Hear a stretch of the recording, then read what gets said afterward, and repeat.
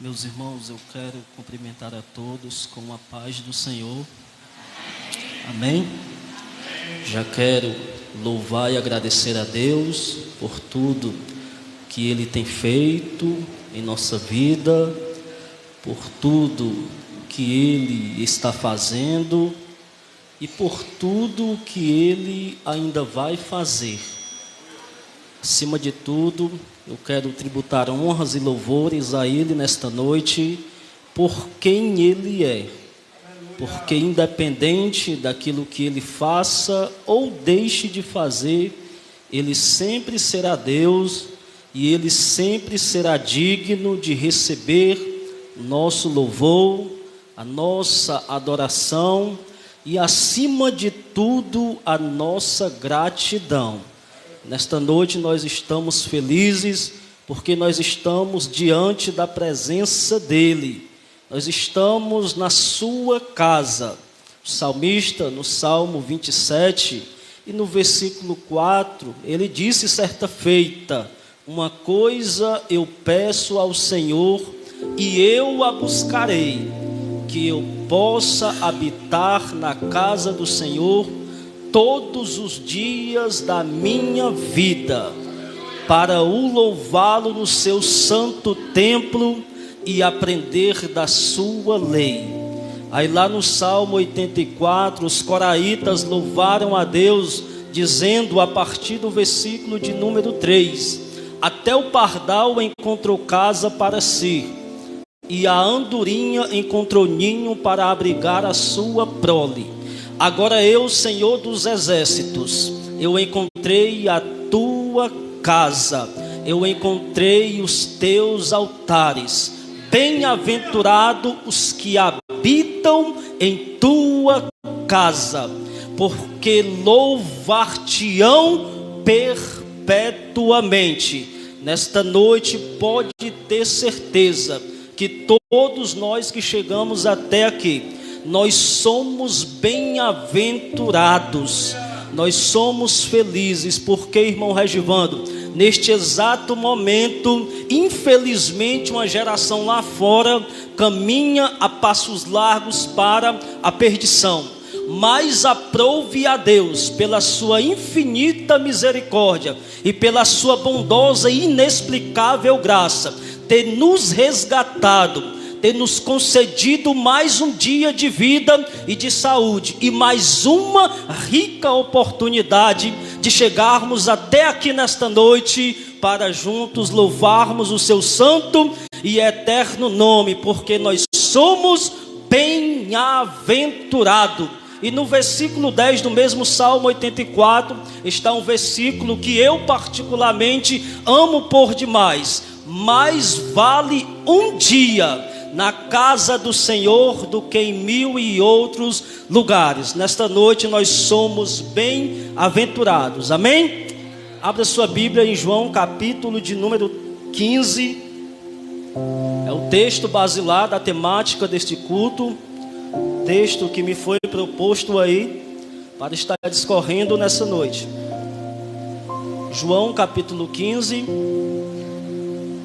verso 16. Enquanto você localiza aí o texto sagrado, quero expressar o meu louvor, a minha gratidão a Deus pela vida do nosso nobre irmão Silvino, que nos concedeu aí a imensa honra de poder servir essa igreja amada nesta noite com a exposição da palavra do Senhor.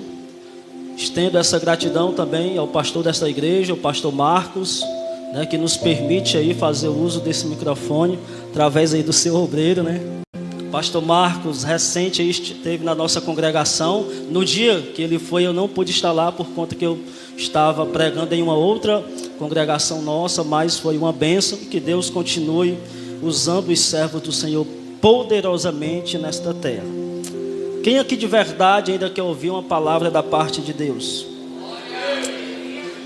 Diz assim, texto sagrado, João capítulo 15, versículo de número 16: não foste vós que me escolhestes, pelo contrário, eu que escolhi a vós e vos designei para irdes em algumas versões, para que vades e deis fruto, e o vosso fruto permaneça.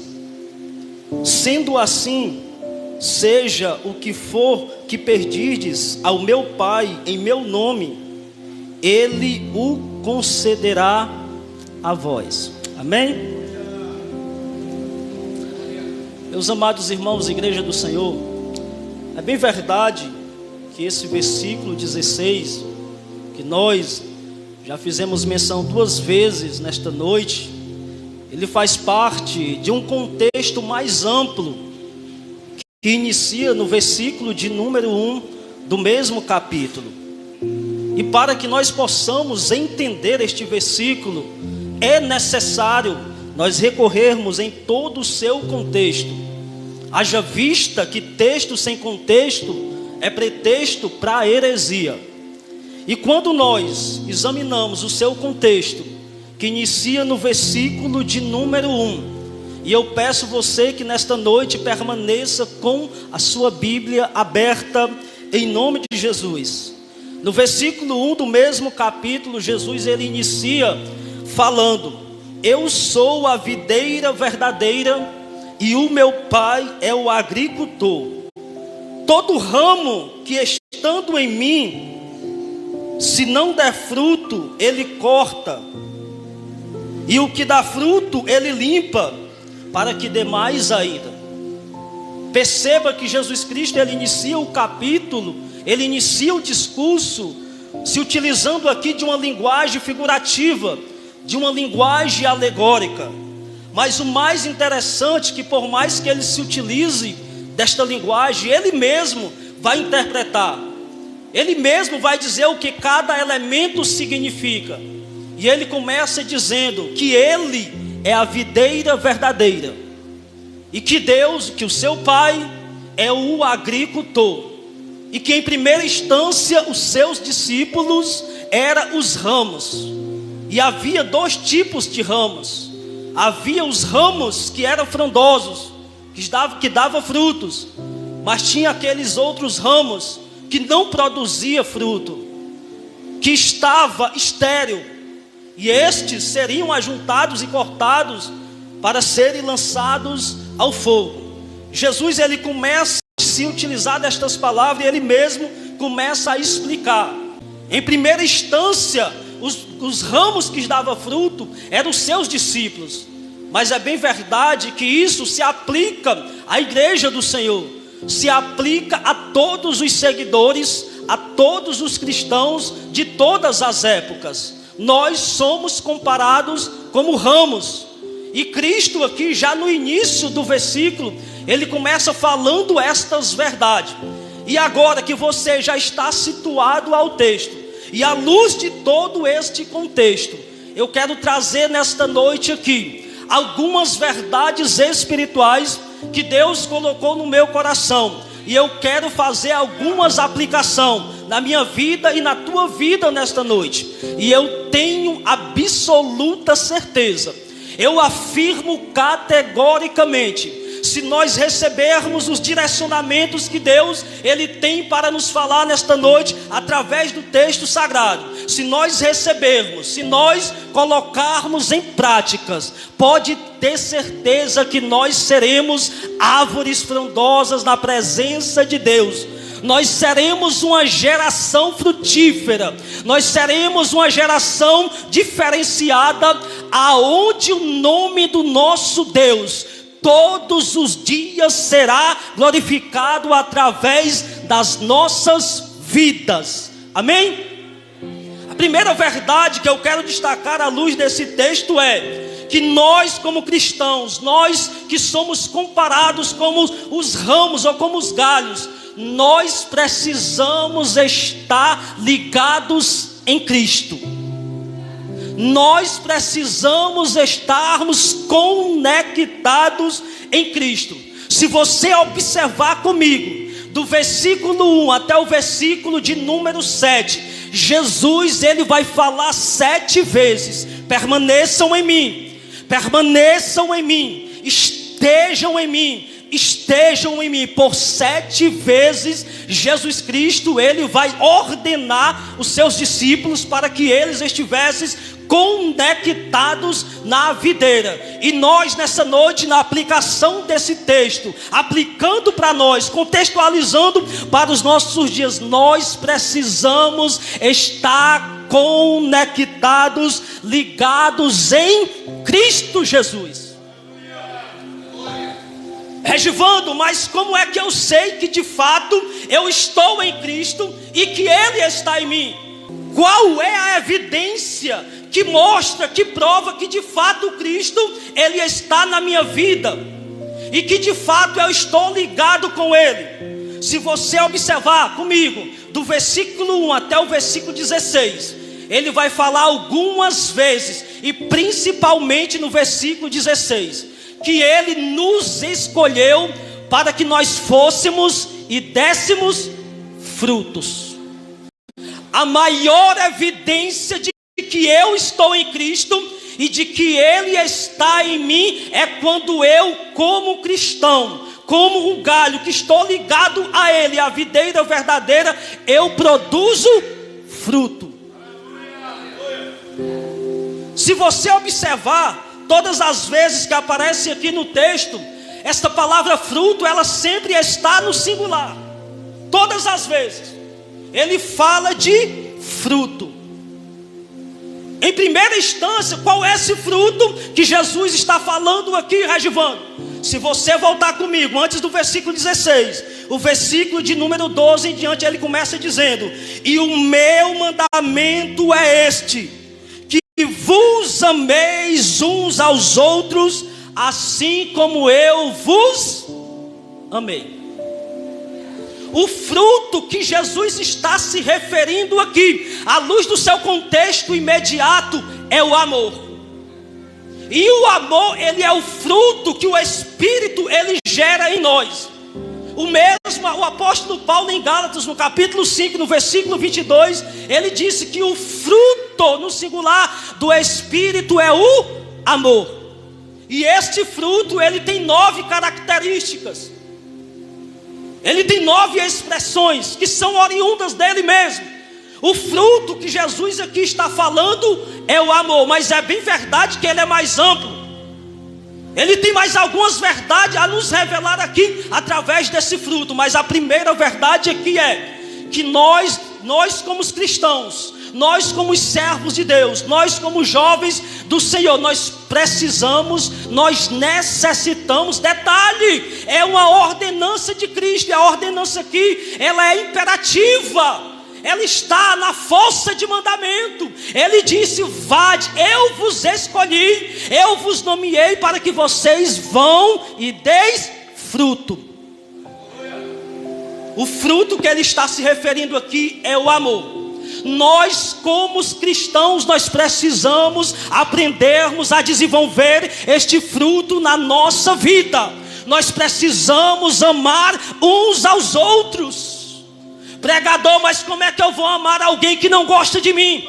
Pregador, como é que eu vou amar alguém que fala mal de mim? Como é que eu vou amar alguém que não dá a mínima atenção para mim? Alguém que me calunia, alguém que colocou o meu nome na lama ou no lixo? Ei, o apóstolo Paulo disse em Romanos capítulo 12, versículo de número 21, não se deixe serem vencidos pelo mal, pelo contrário, vença o mal com o bem. Eu poderia muito bem aqui enfeitar um pavão nesta noite, mas eu vim nesta noite aqui, irmão, com a certeza de que eu vou entregar a palavra que Deus, Ele colocou no meu coração, e eu tenho certeza que Ele vai bradar aos nossos corações nessa noite. Não existe um outro meio, não existe uma outra maneira de nós sermos de fato apresentados como cristãos, se não amarmos uns aos outros. Em primeira instância aqui, o próprio Jesus, ele vai falar no contexto, no versículo de número 2. E detalhe, eu tenho que amar o meu irmão. Não é do meu jeitinho, não é da minha maneira de amar, não. A medida que eu tenho que amar o meu irmão é a medida do amor de Cristo por ele. Jesus falou, está aí. E o meu mandamento é este, que vos ameis uns aos outros, assim como eu vos amei. Ou seja, eu tenho que amar o irmão Silvino da mesma forma que Cristo ama ele. E ele tem que me amar mesmo eu sendo chato, feio, do jeito que Jesus me ama. É o fruto, a maior evidência de que nós somos de fatos cristãos, verdadeiros, genuínos. Não é através dos dons espirituais, ainda que seja importante, ainda que nós devemos buscá-los e usá-los para a edificação da igreja. A maior evidência que de fato eu estou em Cristo não é a minha retórica de pregador, não é as minhas técnicas vocais de cantor, não. A maior evidência que vai mostrar que de fato eu pertenço, eu estou em Cristo e Ele está em mim, é através do fruto do Espírito, que é o amor. Segunda parte aqui do versículo, o fruto que ele está se referindo aqui pode também representar a disponibilidade, a prontidão, falando aqui no contexto de jovem, de estar à disposição do reino de Deus, porque ele disse: eu vos nomeei para que vocês vá. Ou seja, nós precisamos estarmos à disposição do reino de Deus. E quando eu estou à disposição de Deus, eu estou evidenciando que de fato Cristo está na minha vida. Pregador, tu pode ser mais claro, mais transparente? Eu posso sim. O jovem, irmãos, que ele demonstra na sua vida que de fato ele está em Cristo e Cristo está nele, é um jovem que tem prazer em servir a Deus, é um jovem que tem prazer em estar na presença do Senhor, que tem prazer em estar nas consagrações, nas escolas bíblicas, no evangelismo, nos cultos de doutrina. Ele tem prazer em detalhe, ele não participa de tudo isso, não é para apresentar-se para o pastor, não é para demonstrar ali para querer aparecer, não, ele faz isso espontaneamente, por amor, por alegria. Ele tem prazer nas coisas de Deus. Ele tem prazer, por exemplo, no dia de hoje, que era culto de jovem, já cedo ele se arrumou, ele já estava com aquela euforia, aquela alegria no coração, dizendo: hoje eu vou para a casa do Senhor, hoje eu vou estar com mais uma, obrigado, a oportunidade de louvar e adorar a Deus. Estou com dois aqui, ó. Vou receber a bênção, né? Não vou deixar passar. Brincadeira, irmãos, obrigado. Então, nós como jovens precisamos estarmos à disposição no reino de Deus. O reino de Deus, ele precisa estar em primeiro lugar na nossa vida. Mateus 6:33. Buscai primeiramente o reino de Deus e a sua justiça. E a palavra reino lá no grego é governo. O que é buscar o reino de Deus? É o estar debaixo do governo de Deus.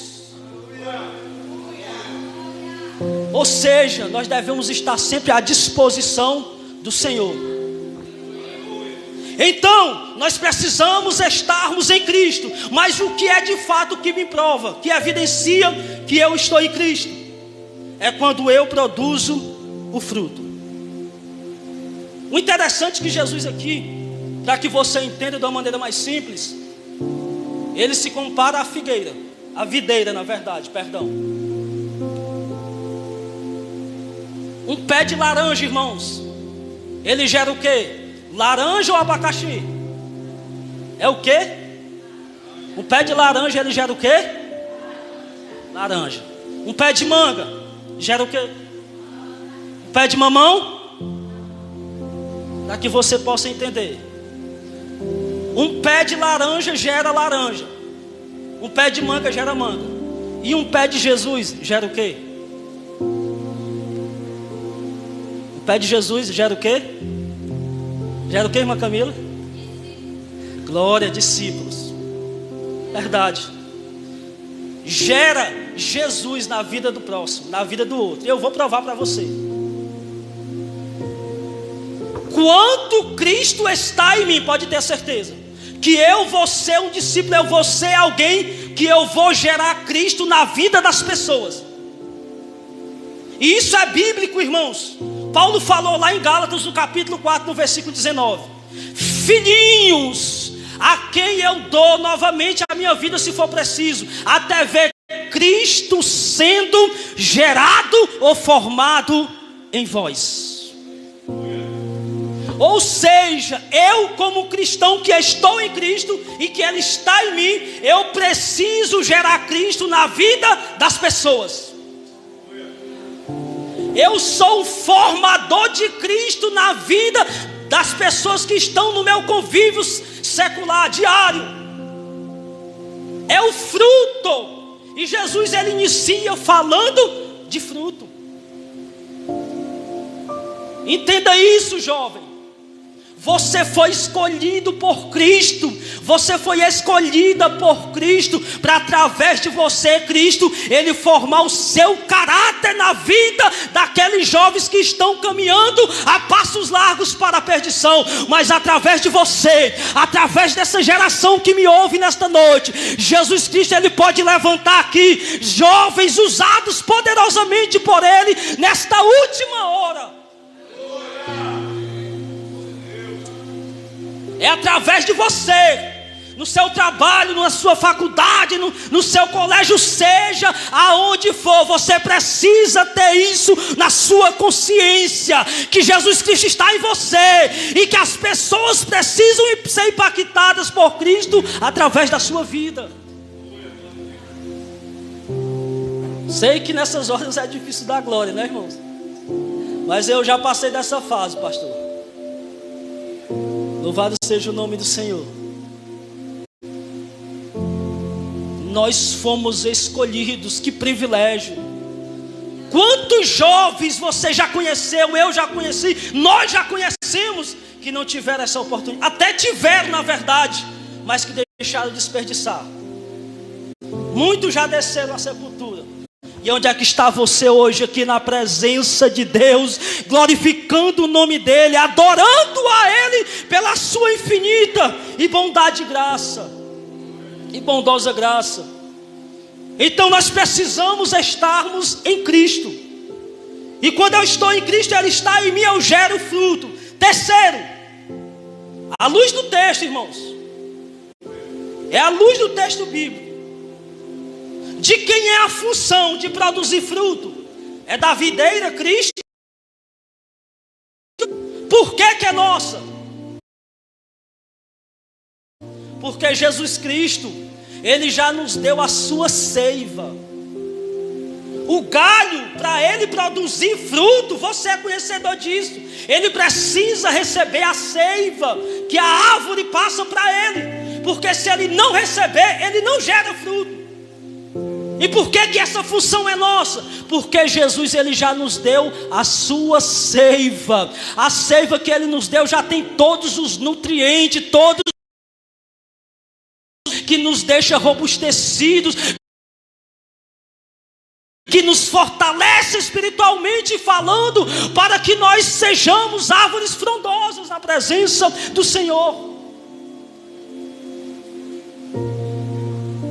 Nós já recebemos a seiva do Espírito Santo. E nós recebemos diariamente nos cultos, através da exposição da palavra. E em quarto,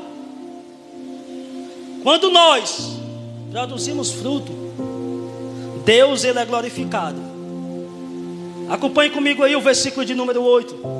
Deus é glorificado quando nós damos fruto. É só você observar o versículo de número 8.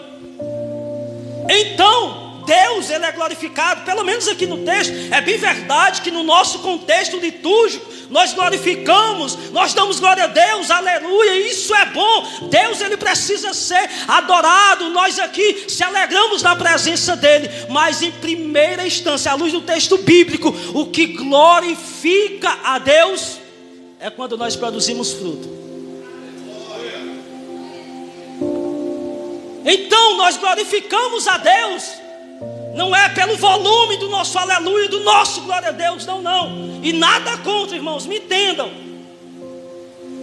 Talvez não tenha ninguém aqui mais gasguito do que eu. Mas aqui Jesus está dizendo que quando nós produzimos frutos, nós glorificamos a Deus. A minha adoração, o meu louvor, o meu glória a Deus, o meu aleluia, ele precisa estar baseado na minha vida de fruto. Porque se não tiver, será simplesmente superficial. Mas eu tenho certeza. Então, o maior glória a Deus que eu posso dar, o maior aleluia, é quando eu gero fruto, quando eu produzo fruto. Louvado seja o nome do Senhor Jesus nesta noite. Em quinto lugar, em meio a todos esses processos aqui, Jesus se autocomparando com a videira, comparando seus discípulos, se aplicando a nós também, como ramos, como os galhos, que precisamos, devemos gerar fruto. É necessário que nós sejamos podados. É necessário a poda. O fruto ele recebe primeiramente a seiva, mas depois que ele gera aquele fruto, ele vai ficando seco, vai ficando ressequido, e ele precisa ser limpo. Alguns galhinhos, algumas folhas, algumas coisas precisam ser aparadas.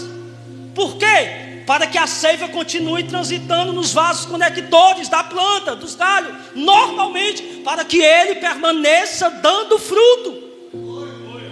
Ele precisa ser limpo, ele precisa ser podado para que continue recebendo a seiva. Aí Jesus vai falar no texto que os galhos que produzem frutos, eles são podados, mas aqueles galhos que não produzem, eles são cortados e são lançados ao fogo. Perceba que o galho que dá fruto, que gera fruto, ele precisa ser limpo. Irmãos, na vida cristã é uma caminhada muito longa, é um caminho muito longo. E nesta caminhada, todos os dias, nós precisamos ser melhorados em alguma coisa, em alguma área da nossa vida. Pregador, mas eu sou alguém muito avivado, eu sou alguém que sempre estou à disposição do reino, eu sou alguém que ama, eu sou pau para qualquer obra, mas pode ter certeza, sempre você precisa ser limpo em alguma área da sua vida. Pregador, mas eu sou um serubim, a mistura de serafim com querubim, que nem diz o pastor Alex. Mas pode ter certeza, você precisa ser podado todos os dias, para que você continue melhorando, para que você continue glorificando e gerando no reino de Deus. Nós precisamos, e pode ter certeza, que nesta noite Deus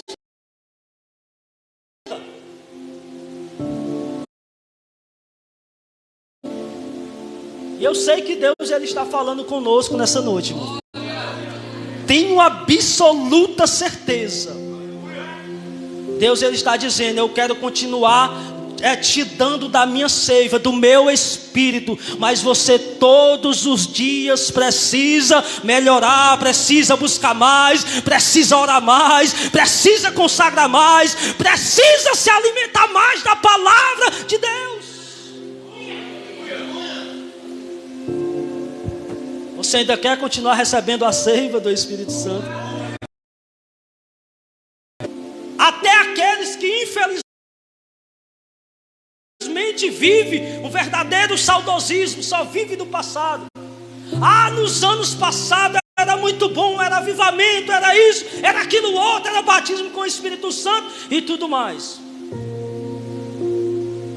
Aí pregador, mas hoje eu estou mais parado, eu estou mais estagnado. Talvez eu não esteja produzindo mais como antigamente. Mas nessa noite, o agricultor o eterno, Ele quer nesta noite, pode ter a certeza, enxertar você. São pessoal minha, é do texto. Só tem duas verdades aqui.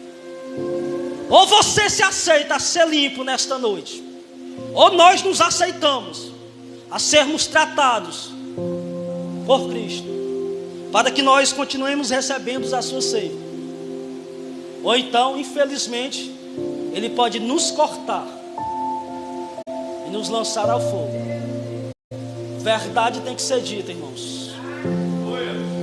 Eu vim aqui para pregar a Bíblia para vocês, pregar a palavra. Eu acredito na suficiência das Escrituras Sagradas. Eu não preciso usar aqui de artifício, de manipulação humana. Eu só preciso expor as Sagradas Escrituras assim como ela é. Eu creio que ela é suficiente para impactar as nossas vidas nessa noite.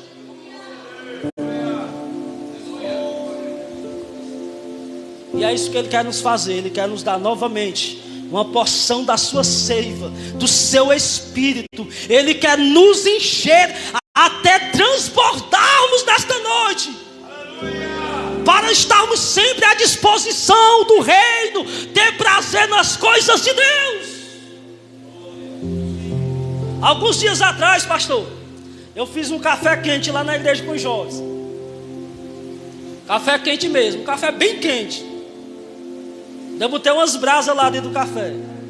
E a gente reuniu lá os jovens ao redor da mesa. E eu coloquei uma temática lá de propósito, que era acerca de sonhos.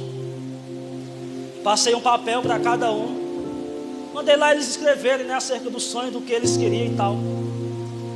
E no final lá a gente leu, né, no particular, os sonhos de cada um. Tinha lá: quero ser jogador de futebol, quero ser youtuber, quero ser isso, quero ser aquilo, quero ser isso, aquilo outro. Quando eu comecei a ler aquelas declarações, claro, eu estou usando aqui como exemplo. Que alguém aqui quer ser um missionário, quer ser um pastor, quer ser uma mulher de Deus, quer ser uma diaconisa, quer ser um jovem de Deus. E eu comecei a procurar desesperadamente. Infelizmente, eu não vou generalizar, mas a grande massa esmagadora dos nossos jovens hoje, eles querem tudo, mas é distante do reino de Deus.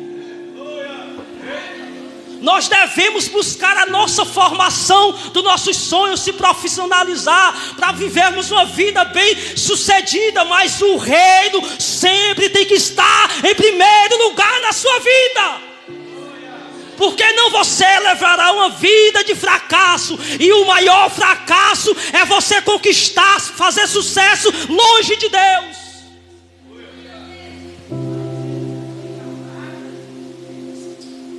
E eu procurando, pastor, meu Deus do céu, os jovens hoje não querem mais ser um pastor, não querem mais ser um missionário, não querem mais ser um homem de Deus. Hoje quando a gente fala assim, aí pastor, na brincadeira com o jovem, alguém diz, sangue de Jesus tem poder. Porque para eles é algo já que não tem mais valor. Eles perderam, que nem eu falei, não estou generalizando, mas a maioria já não quer ser mais um servo de Deus, um homem de Deus, nesse sentido. Não quer mais se dispor no reino de Deus. Mas nessa noite,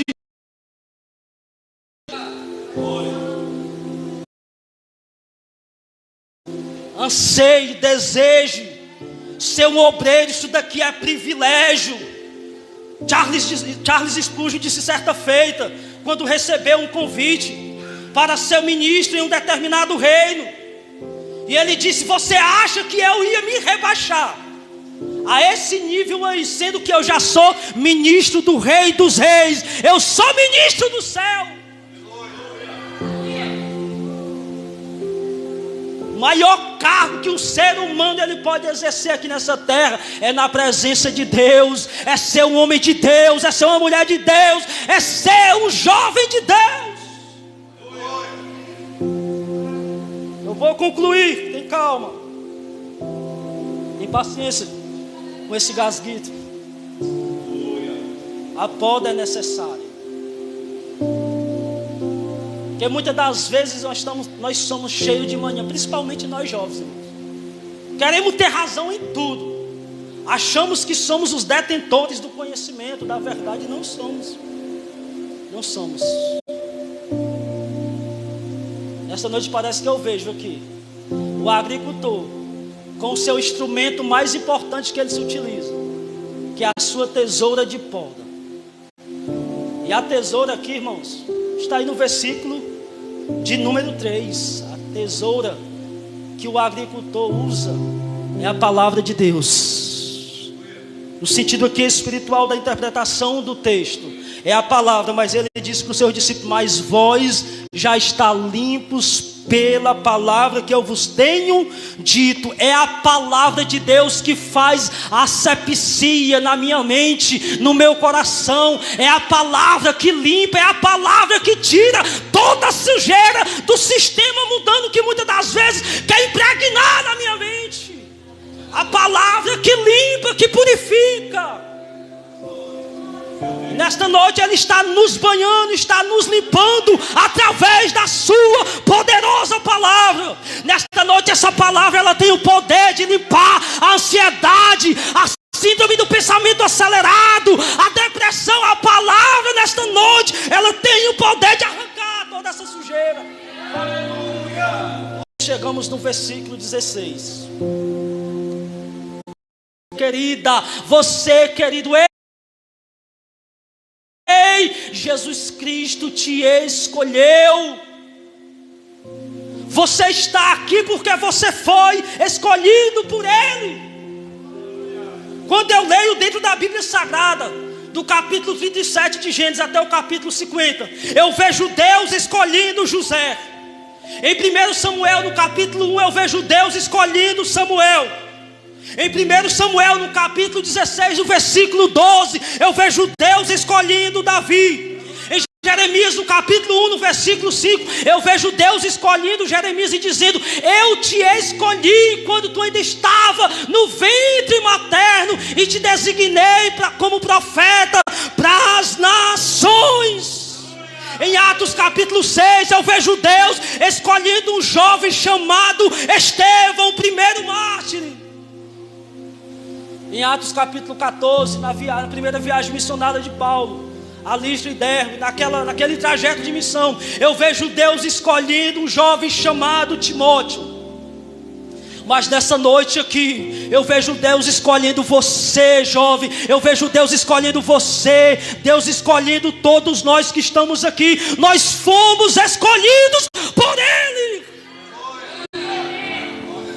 Tenha essa certeza no seu coração. Você foi escolhida. Jesus Cristo te escolheu.